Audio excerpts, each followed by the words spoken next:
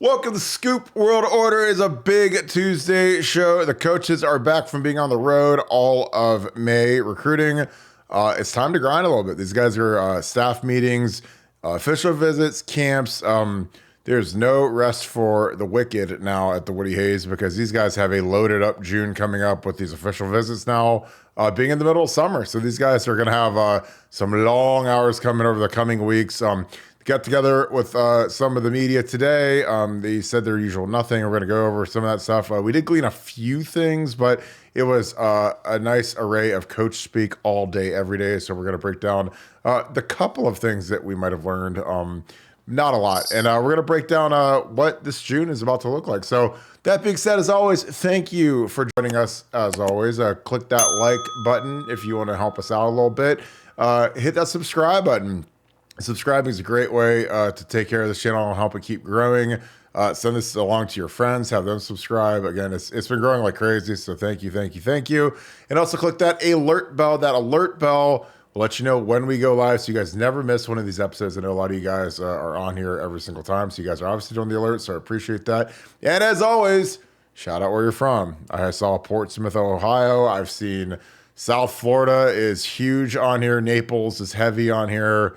You guys are from everywhere, but I love seeing where you guys are from. So shout that out in the chat, shout it out in the comments. I love reading where you guys are watching this from. So we appreciate you. As always, I am going to bring in my good friend Nevadabuck. Nevada, how are you? I'm doing great, man. It's even though my head is just spinning from all the coach pablum and stuff that I heard today, the cliches and take it one game at a time, and we're just gonna line them up and work out really hard over the summer. And so yeah, I don't know how I could have lived without listening to those coach interviews today. But we're here to break it down, tell you what they said, what they wanted to say, and probably what they meant when they were saying it. So yeah, we can get right after that. But yeah, that was quite a day. Yeah, it's like reading like a manual for how to sell insurance. It's that boring, it's that bland, it's that dull. But that's what they do. I mean, but those guys, they do it. It's a necessary evil to talk to the media, but they were there. They were all there at once, so it was spread pretty thin. Jim Knowles was popular. Obviously, Brad Hartline, after his ATV side-by-side accident, was very popular. There was asked about that. I thought he did a really nice job responding to that. I didn't think the questions were particularly great or appropriate, but he took them and he did a good job with it. Justin Fry talked about the offensive line. Nevada, we're going to start with Justin Fry because, as always, the most important part of the Ohio State football team is the offensive line, because I did play on the offensive line and I love the offensive line, and everybody is always worried about the offensive line. Did you glean anything from Justin Fry today? He said, shockingly, that there's still competition across the offensive line, and shockingly, he's going to find the best five guys and figure out what combination that is. So, in a land where we've had some really, really stupid people talk about how in the near past we played four tackles at once, including Paris Johnson at guard, who's the best lineman we've had since Orlando Pace. We didn't bench him for someone who probably wouldn't have gotten drafted. Were you shocked that Justin Fry said he wanted to play the five best guys across the offensive line? No, that was definitely not shocking. And we've talked about this often, but one of our core values here is trying to make you guys smarter listeners, so that you guys are like you're the most clever when you're talking to your friends about these things. You have the most insight. You're not just taking the party line. That's one thing that Kirk and I will never do. We'll never just serve you the pablum. We'll give you the real deal stuff. And with Justin, what we've been hearing out of the offensive line now, I've been hearing this for months, is that he feels like he's got some dudes in the offensive line. He feels like he's got depth. He feels like he's got guys that can really play across the board, loves the incoming freshmen, loves the guys that were here last year, loves the guys that are returning. And he thinks he's going three deep across the front five. And so I think what you heard today was, we got a lot of dudes. There's going to be a lot of competition. Nobody really knows how it's going to shake out. And I think that's probably the best news that anybody that's listening could possibly have hoped for today, was he's not concerned. It's just, I get asked a lot, no matter what's the offensive line going to look like we start, and it's unknowable right now because I think there's just so many possibilities, but there's so many kids that can play, and so many kids that we've talked about. We've talked about Fitzpatrick a lot on the message board. I mean, there's guys that are coming out of nowhere that really could step in and be starters. And Jacob James, we haven't even seen from spring football because he was injured. He's right there in the mix to start at center. So I think that what you heard today was a coach that's very confident in the fact that he's got a lot of dudes, that he's got a lot of opportunities to shuffle the deck, and no telling how they're going to end up right now. Best guess, you probably end up with Fryer. I just have a sneaking suspicion Fryer's going to slide back over to right tackle. I don't know why I feel that way, but I just think that's his best position. I think he'll be at right tackle. He said today that Donnie Jackson could play any of the positions on the line. I agree with that, but we'll see. But a lot of depth. Best five are going to play. Can't wait for the fall. That's kind of a summary. I saved you 18 minutes of your life. You don't have to listen to the interview. I just gave it to you in 30 seconds. So there you go. Yeah, it is like Pablum bingo when you listen to some of these things. But I still put Donnie at left tackle. I know everyone thinks I'm nuts, but he's the best guy we have by a country mile in the offensive line room. Put him out at left tackle. I'd put Enoch in at one of the guard spots. He's a fifth-year guy. He's been there a long time. At least give him the first crack at it. The first snap of camp, put him with the ones. He's paid his dues. He's stuck around. He's a guy that, started the Michigan game, and for whatever reason, he's with the twos, stuck behind two guards. And, center, I don't know if Carson Hinsman did enough. I think he's a good player. But he's really young. Not everybody can be Luke Whippler and start as a year two guy. Jacob James is not going to give that job up for nothing. Again, the players, something you can always say to you and your friends and the people that if you're the one who sounds smart, the players know who the players are. So when Luke Whippler gets up and says, I think Jacob James is going to be the starting center at Ohio State in 2023, that carries more weight than pretty much anything because those guys, and I'm sure it's his buddy, and I'm sure they're in the same class and whatever, but he's not going to say that if his boy stinks. Obviously, if it's all even, I think you go with the older guy who's been around and he's stronger, fitter. But I love a super competitive atmosphere at a place like the offensive line where there's five guys that got to play, and none of those guys. You got two guys that are in ink pretty much. I mean, Donnie and Matt Jones are going to start somewhere. Matt can play center. He can play right guard. Put Donnie at left tackle. Put him at left guard. And then there's just a host of guys that need to grab a spot. And the thing about having Paris Johnson, and don't misconstrue this, having a Paris Johnson is a fantastic start on your offensive line at left tackle. But the downside to having Paris and DeJuan at tackle is that the tackles behind them know that unless there's a catastrophic injury, they're not going to play, or they're going to be watching until we're up by 49 points. But when those guys are gone and everything's wide open like it is now, like these summers get hyper competitive. Like the fall camps are hyper competitive. Guys, they don't want to miss time. They don't want to get nobody wants to get injured, but there's varying severities of injury. And man, if I'm in one of these battles, I don't want to miss a minute. I don't want to miss a day. I want to be letter perfect in every aspect that's measurable, from the weight room to conditioning runs to the classroom, like anything that they can measure and they get reports on. I want to be at the top, because I've been in a race, a three-way race for tackle with me and TJ Downing and Tim Schaefer, and I lost the race at the beginning of 2004, and then I just kept coming, and I ended up by week 4 I was starting. So it's tough, but I mean, somebody's got to win, and these guys all have ambitions of being all Big Ten, all American, NFL type dudes, and you gotta go win that starting job. So, and I think that as Nevada said, we've got some guys that could do it. I mean, like I think we have Josh Fryer, we have Josh Simmons, we have or 3 Joshes now, Josh Padilla too. We've got George Fitzpatrick, we've got Zen, we've got Tigra, and those guys all rotated with the ones, and that's honestly pretty unique. A lot of times when I've been the guy that wrote out these rotations, I didn't have, 7, 8, 9 guys that ran with the first team.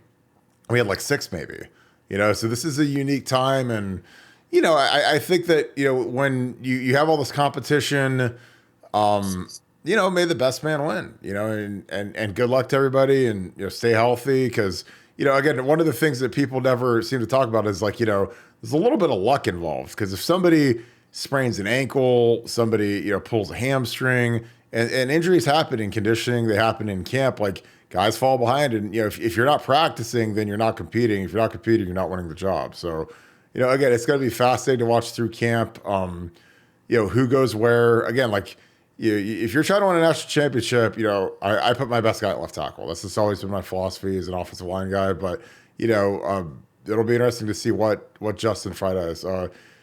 Jim Knowles is another guy that has some pretty interesting things to say. He talked about how he hopes that this year there's 11 Tommy Eichenbergs in terms of the speed and the understanding of the defense, because he talked about how Tommy picked the defense up better than anybody last year, and how in year 2, when he was at Oklahoma State, Duke, and all the other places he's been, like there was always a pretty sizable jump in just the understanding, the speed, and just getting to the point where everything was reactionary.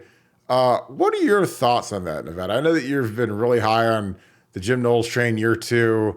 I think that I think the depth and talent is substantially better this year than it was last year. Davidson Igbinosun, Taiwan Malone, CJ Hicks in year 2, Sonny Styles in year 2, even Lorenzo Styles Jr., who is really gunning to start, which I know that seems wildly ambitious for a guy that played receiver at Notre Dame last year. There's a lot of competition in that back end, even in the front end, and rotating those linebackers a little bit. What are your thoughts on Jim Knowles and seeing that there's more unity in the front in the defense, and that there's more guys that are reacting as quickly as Tommy did last year? Well, make no mistake, I'm the conductor of the Jim Knowles train. And so, like, for everybody that wants to jump aboard, it's time, man. It's time, because the train's leaving the station, starting to chug along. Knowles talked today about rotating the linebackers a little bit more so that Tommy and Steele stay fresh through the rigors of the season.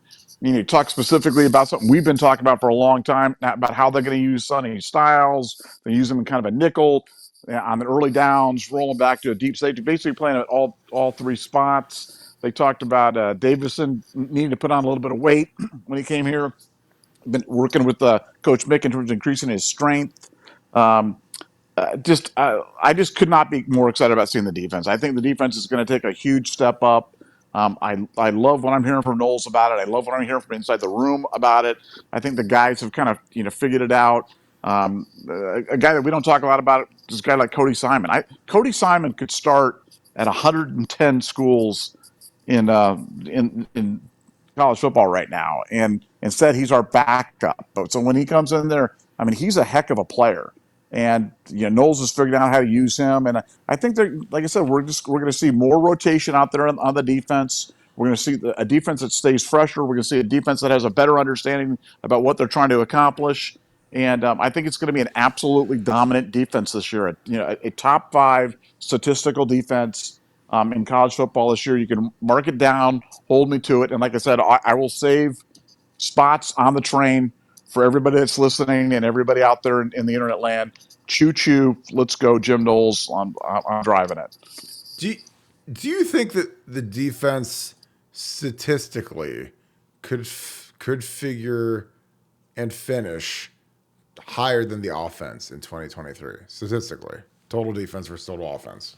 I do. I think that's not a crazy thought. Even though, I mean, the offense is going to be prolific. Ryan Day loves to pad those stats, and but with a question mark at quarterback that I don't have many questions on the defense. I've got a big question mark about the quarterback position right now for Ohio State, which is not to say that I'm dissing on Devin Brown or dissing on Cal McCord, but I just don't know. I haven't heard enough from the people inside the program that are like, oh my God, Nevada, you got to see this guy. This guy's lights out. He's unbelievable. He's going to get it done. Don't worry about it. We're going to move the ball. I haven't heard that yet. That doesn't mean it's not happening. That doesn't mean it can't happen, but I haven't heard it. And so I think, if I was betting offense to defense, I'd probably say 60, 65% the offense over the defense, but it's not inconceivable the defense could outshine the offense this year, despite the weapons, despite returning 99% of our rushing and 97% of our receiving.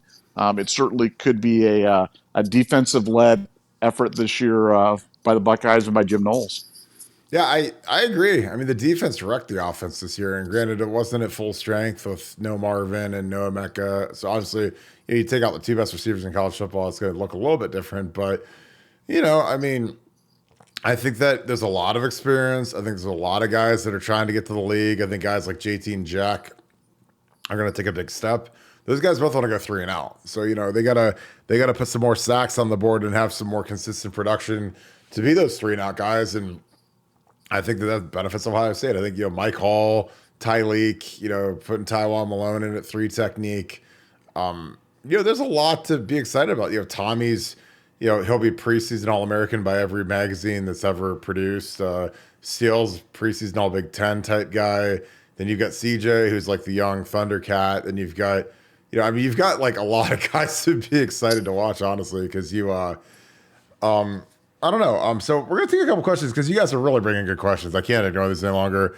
Tyler asks, Nevada, and this is tough, what is the strength of the defense this year in your opinion? Because there's a bunch of, you can really make an argument for at least the first 2 levels. The third level has the potential to be a strength, but what is the strength of the defense to you, Nevada? Well, clearly it starts at linebacker. I mean, when your best player in the field, is your middle linebacker, your captain, your war daddy, your guy. I've always thought defenses started inside out, and when you've got 2 just exceptional linebackers like Steele and Tyler, but then, like I said, when you go to Cody and when you go to CJ and when you go to Sonny Styles, I mean, you're not talking about huge drop offs here, and you're talking about guys that are just big playmakers.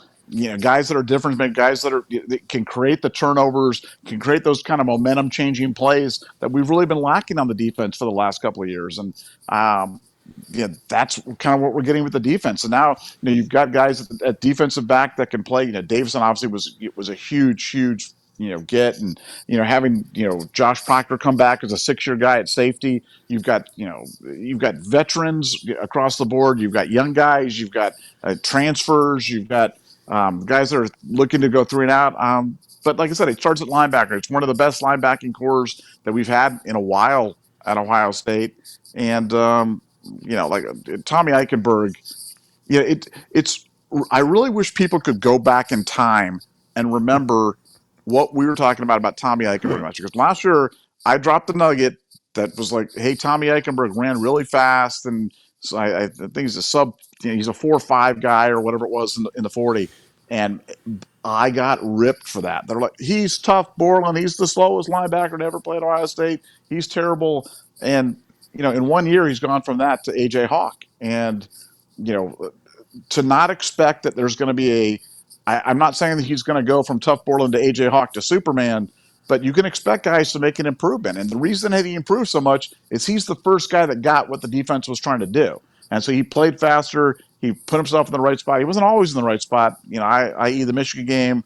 But look, everybody can have a bad play or two. And he played terrific all season long. But you can expect the other guys to make similar jumps. You can look at Tyleek and Mike Hall and JT and Jack and look at these guys and say, these guys are going to make a similar leap in production. And if they get anywhere near the type of leap that we saw out of Tommy Eichenberg, this is going to be one fun defense to watch. And I personally can't wait to see it. Got my man Paul in New Albany. He's on every show. What's up, Paul? I'm glad you're feeling better, my friend. Nevada, because I think this is a good little debate. Who has the better year this year, JT Tuimoloau or Jack Sawyer? Well, tough one. I mean, JT, we've talked about this before, but I mean, it really bears repeating. JT Tuimoloau had what I consider to be in the running for the greatest defensive performance in OSU history in the Penn State game, where he had 3 sacks, 2 interceptions, a fumble recovery. I mean, he did it all. Pick 6, did it all. Turned the game around. And then I believe he had 1 sack the rest of the season, maybe 1.5 or what. I mean, he didn't do much.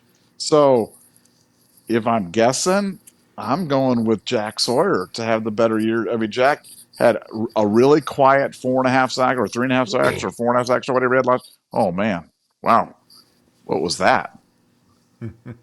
so, I, so I think you're probably right on that. I think he's got I think Jack's probably going to have the bigger year. I'm on your train with that because he's not going to be playing the Jack position anymore, which is out of pocket and kind of silly. And then, he's going to have a higher share of snaps compared to what he had last year. Because last year he probably played 60% as many snaps as JT did, and he had more sacks, he had more production. So I think that's an easy pick in my opinion. And people think I'm crazy for that, but he's more productive on less snaps. So I don't know how you ignore that. And then he's gonna be playing back in his regular position instead of playing the jack thing. So I don't know what. Yeah, I think. What do you, if you had to project sacks for the year? What do you give them each of them? I'm giving him double digits. I'm giving Jack 11 and I'm giving JT 10. And I think it's going to be. I think they're going to be uber productive this year. I think we're going to see a similar increase in production that we saw from Tommy Eichenberg at the defensive end spot. I've watched Jack Sawyer in practice. I've watched Jack Sawyer make really good offensive tackles look silly with some of the stuff that he does.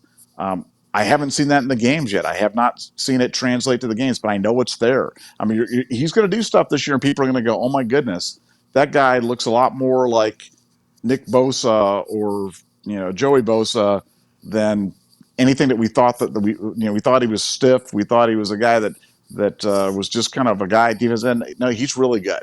He's really good. Whether he was playing out of position or whether whatever it was, I think it changes this year, and I think they both get a double-digit sacks, and that's going to be a huge difference for the OSU defense. We got our JJ consternation, our daily JJ. Buckeye Chuck, you've got a lot of stuff on here about JJ, Aaron Nolan jumping. I honestly, I know that JJ visited Georgia and him and Dylan Rail are best buddies now again or whatever. But guys, this is like a bidding process. This is what college football is now. Like if there's no drama, if there's no, oh my God, I might go to Georgia, or I might go to Bama, or I might go to Miami or Florida State or Florida or Texas A&M or whatever, then you have no leverage when it comes to gaining more NIL money.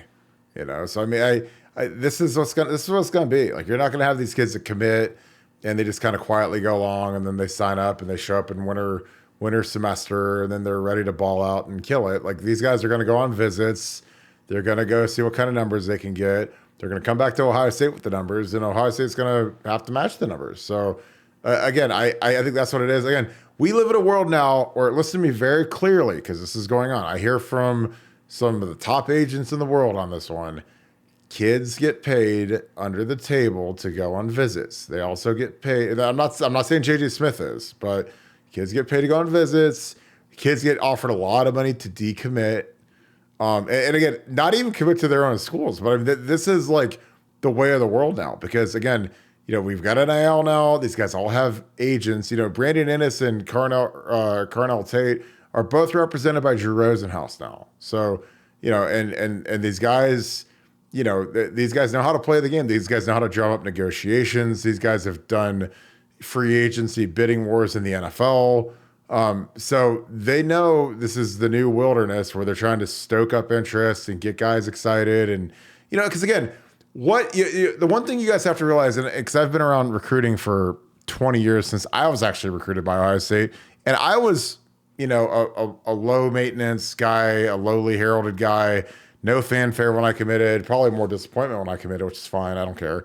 But who are the most beloved, well-renowned recruits of all time? It's the guys that take it to signing day, and they've got the hats on the table, and it's between us and Michigan, and like Terrell. Terrell Pryor is the greatest. That's the greatest recruiting story of all time. He postponed his commitment and recommitted, and and all the pomp, and the guys that everybody remembers Von Bell, Raekwon McMillan. These guys take it down to the wire. They take it down to signing day.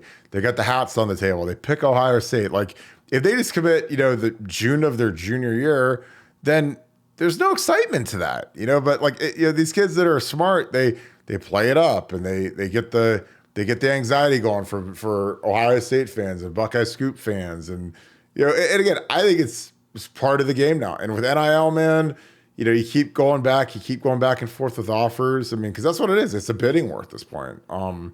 And so you go back to the foundation and 1870 society and cohesion and say, hey guys, look, this is the new number.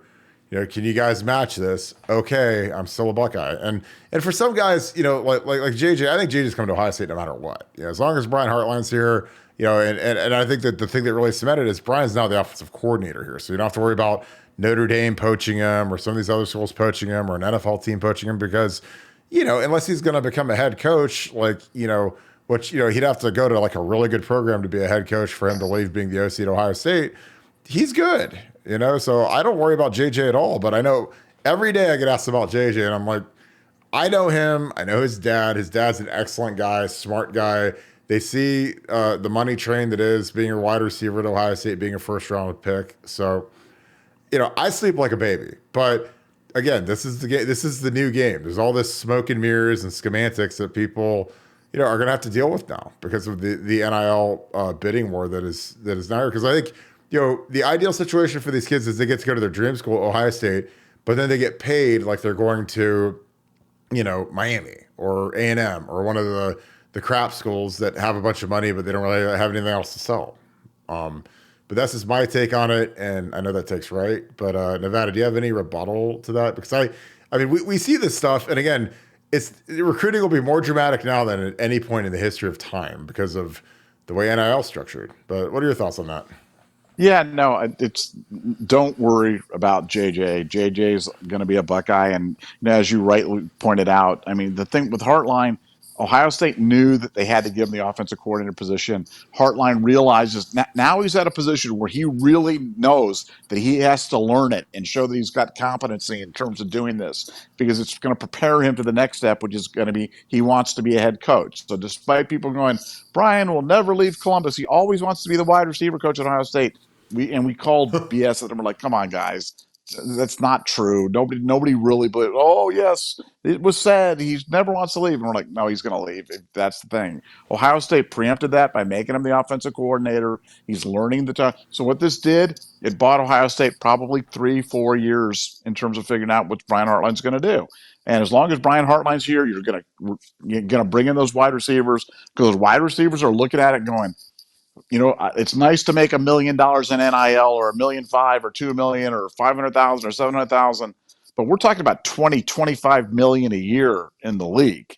And so anything that you're talking about in terms of NIL pales in comparison to me being the 8th pick in the draft, the 20th pick in the draft, the 11th pick in the whatever it's going to be. And if I go play for Brian Hartline, there's a very good chance I'm going to be taken in the first round of the NFL draft. And if you're taking the first round of the NFL draft, you're talking about generational wealth. So, I think it's a pretty straightforward decision. Whether or not we think that JJ's great, whether we think his dad's great, whether we think anybody's great, or he's not dumb, and he can look at, he can do the numbers, he can do the math. He's got a calculator on his smartphone, and he's looking at it and kind of going, "Wow, I could probably make $200 million in the $200 million in the NFL." I think I'm going to stick with Hartline, and that should make Ohio State fans feel really warm and comfy at night.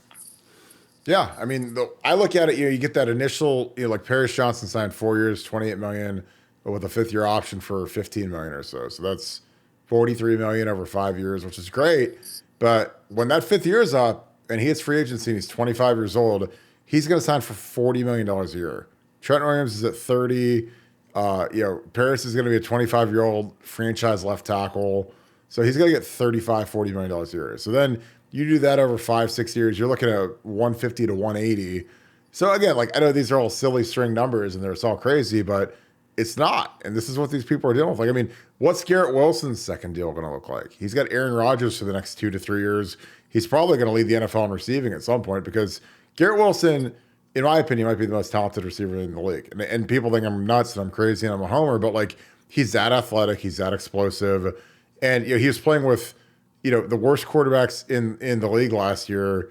He had Flacco, who's like my age. He's 40 years old. And then he's got, and I know Rodgers, but there's different levels of being old and good. And Rodgers is a different level of excellence. Rodgers might be the best pure quarterback that's ever lived. I know that Brady's got the rings, but I mean, Rogers is just that good. So, Garrett Wilson won the rookie of the year last year with Mike White throwing him the ball and street free agents and Zach Wilson, who's a total moron.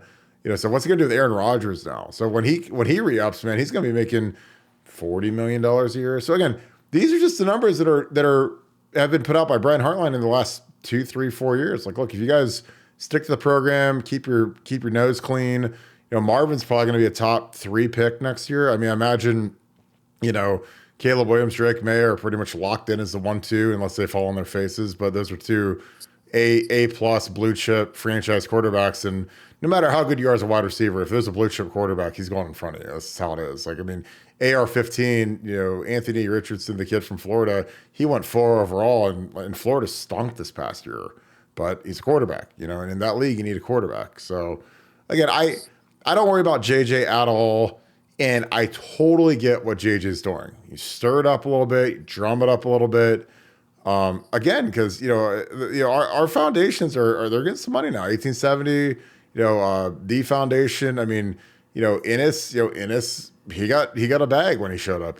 Tate got a bag when he showed up. So how do you get a bigger bag? Be a little bit more rambunctious on the recruiting trail. I mean, this is kind of is what it is, and I don't like talking about this kind of stuff, but we're getting better at it. Because again, last year and earlier in the year, not very good. We struck out on every portal tackle we offered. We struck out on a lot of portal guys, but all of a sudden, you get Davison Igbinosun, you get Jihad Carter, you get Josh Simmons, you get Taiwan Moon. Like, we were missing all of those guys last year because we weren't as organized and we didn't have the fundraising and we weren't as sharp in terms of the NIL game. But now we're actually getting pretty good at it. So, I don't think it's bad for the guys. And when these freshmen or these 11th graders and 10th graders, these juniors and sophomores are seeing Ennis is driving a new sick car, and Tate's got a nice, these guys have a nice apartment. I mean, that doesn't hurt us, guys. I know it's a little different now, but it is what it is. Yeah, I know this was funny. Brass tacks, I love my boy from Eastmore. Appreciate you, my dude.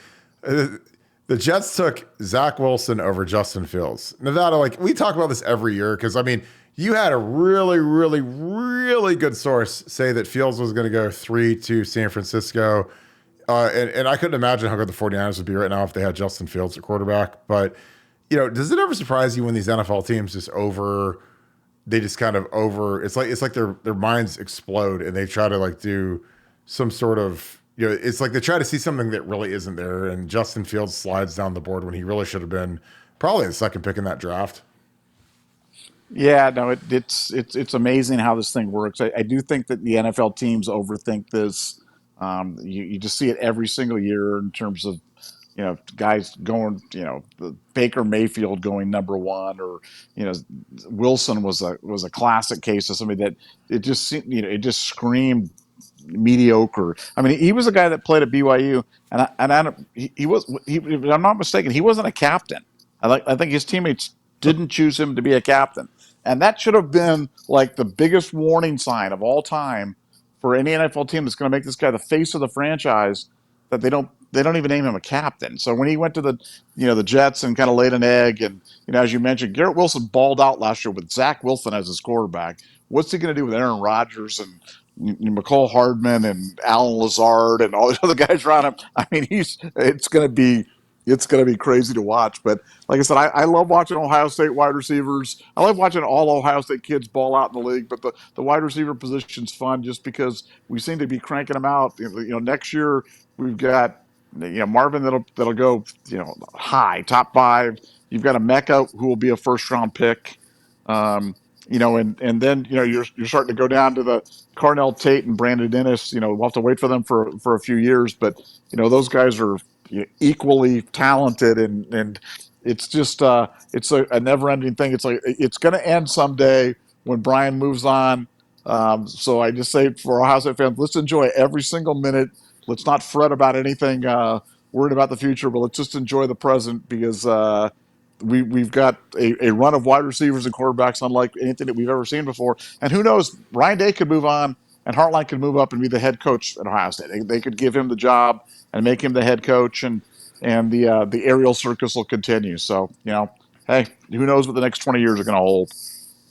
Yeah, I mean, you never know. I mean, things kind of ebb and flow. Like, I mean, when we had Jim Haycock, everybody was ready to go to him, and he was my senior year. We were number one in total defense. We gave up about 60 yards a game on the ground, and I think less than like 250, for the entirety. So, again, like when you've got runs of fantastic defenses under Mark D'Antoni, Jim Haycock, that ended for a minute. Now it's starting to get back to where it needs to be, and these things kind of ebb and flow at Ohio State. So when someone is in kind of like a golden age type streak, like Brian Hart in Atlanta is with his wide receiver recruitment and development, I enjoy it because I know it's not going to last forever. Tyler, this is another great question. Nevada, what's your projection for Mike Hall this year as we head into June? Well, I mean, look, Mike Hall, by all accounts, should have an All-American type of season. I mean, he's a guy that came out of the gate strong, was leading the team in sacks for the interior line, was playing about a third of the snaps. But he's a guy that, I mean, there's no reason that Mike Hall shouldn't be a 6, 7, 8 sack guy from that interior position and just be a wrecking ball. And I don't know how he's not going to get named to some All-American team somewhere, get the tree in the grove, and do his thing. He's absolutely as good as he wants to be. He can, he names his price in practice. He goes after whatever he wants, and when he's going, he's hard to stop. And that's why, when during the spring game, when Michael Hall was making some of those guys look bad, and people were like bagging on the offensive line, it's like, man, Mike Hall's going to make a lot of people look bad. I mean, Mike Hall is just that talented. He's a load. I think he'll be named to an All-American team, whether it's like unanimous or whether it's just one, or whether it's the Tecmo Bowl All-American team or the Kids' Choice Best Slime Award All-American team. I think he's going to get some sort of recognition. I think he's that good, and like I said, I can't wait to see him play. I think he's going to have a tremendous season. I do too, and I think he reminds me so much of Ed Oliver because not only are they similar in stature, but Ed Oliver also played nose guard, which generally when you have your fast John Randall type pass rushing defensive tackle, you put him at 3 technique over the outside shade of the guard. But we put Mike right over the center, and he's really, really good. He's really good at getting the offhand of the center. The center likes to snap the ball usually with his right hand, his dominant hand. I think almost all of our centers have been right-handed, and he likes to line up over it, snatch it. He has like a couple of moves he does off of the center's snap hand they're really good and they're hard to stop. And when I talk to guys and I ask them like, look, who are the 2 hardest guys to go against? They say Mike Hall and JT are the 2 guys that are the biggest pains to go against. And again, it varies, because I mean, some guys might have other opinions, but like I said, the players know who the players are. And, Mike's combination of strength and speed is something that I don't think we've seen at defensive tackle. It's, he looks like a Georgia defensive tackle. And so does Tyleek. I mean, those 2 guys, if you put those guys in Georgia Bulldog uniforms, like nobody would bat an eye.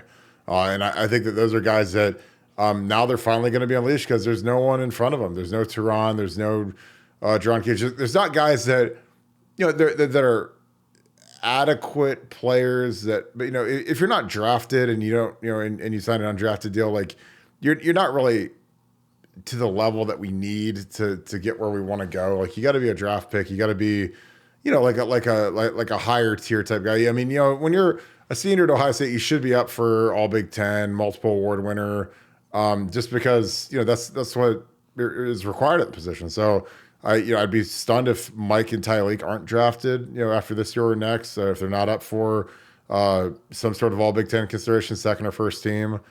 So I'm excited to see those guys get unleashed. I think that there's sort of a chemistry, like kind of a hockey line chemistry between the 4 third-year juniors, from JT to Mike Haltnose to Tyleek at 3. Even Ty Hamilton, you can throw him in there, to Jack Sawyer. And there's kind of an undercurrent there's like a very, very small, this is like if you entered a donkey in the Kentucky Derby chance type of bet. But, there's this current of the Picktown boys. There's 4 Pickerington guys on defense now.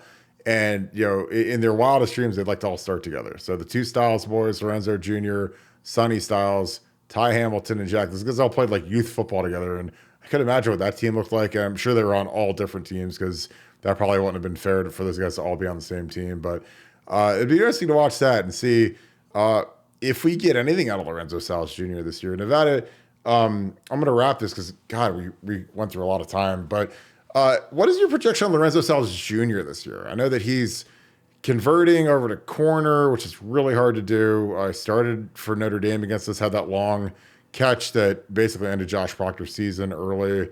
What do you project for Lorenzo Styles Jr. this year? I'm looking at him as a special teams contributor, but would be would be really happy if he is surprised and kind of jumped up and grabbed one of the spots. But I think the cornerback spots right now with Hancock and Brown and Denzel or Davison. Davison. I mean, I think we've got some guys there. So I think it's going to be tough to really get meaningful snaps right there. But that's something we're going to be watching in during the fall camp. And like you said, we're always listening for the names. The players always know, man. When you talk to the players and you're like, hey, who's it tough to go against? Who's really stepping out? Who's really shining? Who's really the guy that you're keeping your eye on?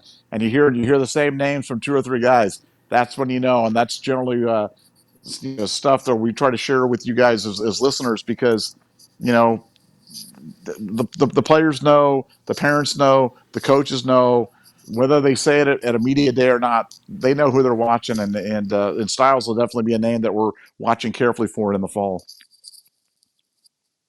The coaches never say anything at media day. I mean, because it's, when you're a coach, again, the coaches get trained by a group that comes in and teaches them how to speak to the media. The players get trained.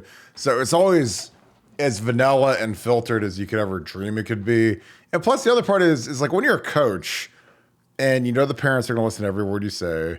And if you say, my son Kirk, my son Kirk didn't get mentioned by the coach, maybe that means he's not in the running anymore or whatever. Like, I mean, there's always like a double-edged sword to praising one, because if you praise a kid and then you don't praise another kid, then you get a call from that parent. So again, it can be pretty Looney Tunes when you're dealing with some of these parents. I'm just being real.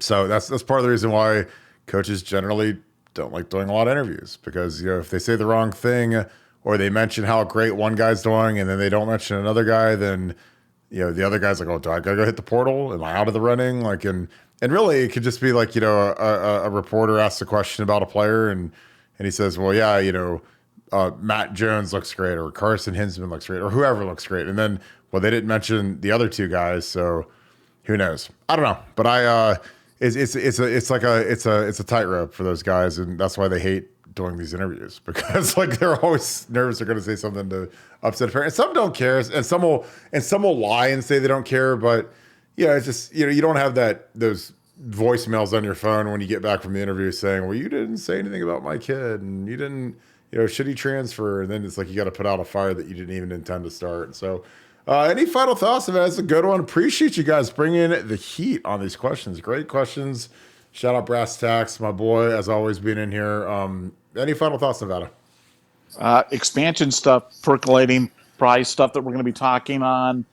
Keeping a close eye on the message board here the next 24, 48 hours. But stuff that's near and dear to your heart, expansion percolating, starting to happen, and stuff should be breaking up really shortly. So keep an eye out. Yeah, and teams testing, so we're going to start to get those testing results. So get ready for some nuggets this week, guys. If you guys aren't on Buckeye Scoop, you're crazy, because the Scoop is killing it right now. We're about to take off. So as always, we appreciate you guys. Thank you guys so much for being a part of this tonight. Get on BuckeyeScoop.com, because camp is coming. Bill Greene is going to be there, just absolutely tearing up camps. We're going to have a ton of people there covering the camps. Can't wait to see the footage we get, some of the stuff we're going to be watching. I'm so excited about the evals, kind of the stuff that we can get, especially out of the young guys. Camps for the older guys are kind of old hat at this point, because most of the offers have been made for the junior and senior class. But this is where you see some of these young freshmen for the first time, see how they look. So it's going to be great. We'll have big updates on BuckeyeScoop.com. So if you guys aren't part of BuckeyeScoop.com, it's time to sign on. I'm telling you, it's going to be a big season. We got huge news coming every week. I mean, now that these guys are getting into conditioning, big updates, we're really excited about it. So as always, we appreciate you guys so much. Thank you guys for being a part of us. Thank you, Sue. Thank you, Brass Tacks. Thank you for all the homies in here. I love seeing you guys in here every night, my regulars. So appreciate you guys. If you can leave a like on the way out the door, that would be huge. Shout out where you're from. As always, click that subscribe button and just tell your friends about us. We love doing these shows. We appreciate you guys. And if you really love these live shows, click that little alert bell so you get the little alert that says, hey, we're going live, and you guys can jump on here and bring the heat, because your questions have been fantastic, and we thank you for that, because these live shows are just so fun to do, and it's all because of you guys. So, and if you really love this stuff, you got to join BuckeyeScoop.com. I'm telling you, once you guys do it, it's like, honestly, it's like owning a pickup truck. Once you have a pickup truck and you realize how great it is and all the stuff you can do with it, you never don't want to have a pickup truck. That's what Buckeye Scoop is. It is the thing that gets you through the day. When you're watching a sporting event, you're watching the finals, you're watching the Memorial Tournament, you're on the Scoop the whole time, you're in the game threads for the events. I mean, it is a great community, and I spend all my time on there. So I love it. I'd love for you guys to join us. So appreciate you guys as always. Thank you so much, Buckeye Nation, and thank you, Scoop family. I hope you guys have a great rest of your day. I will see you guys on BuckeyeScoop.com. Go Bucks.